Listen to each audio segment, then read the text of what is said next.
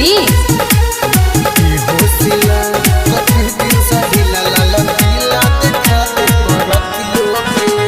ढोड़ी छुए के हुआ खमारे कच्चा कचरे फूलल बाटे जवन दुनु करे देना टचरे ढोड़ी छुए के हुआ खमारे कच्चा कचरे फूलल बाटे जवन दुनु करे देना टचरे तेहू लुटना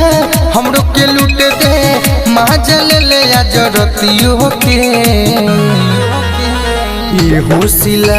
कके जिन्स ढीला लाल किला देखा दे बरतियों के ये होशिला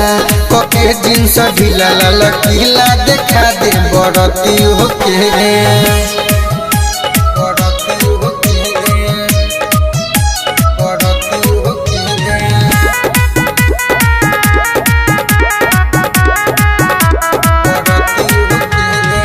कमर से हमारा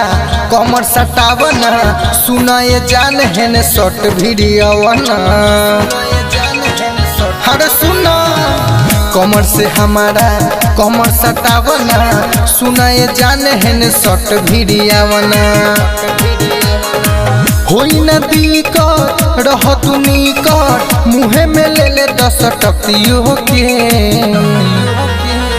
ये होशिला कके जिन्स ढीला लाल किला देखा दे बरतियों के ये होशिला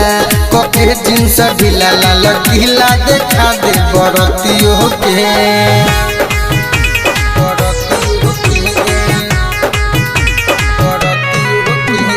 म्यूजिक बाय मंटू मनी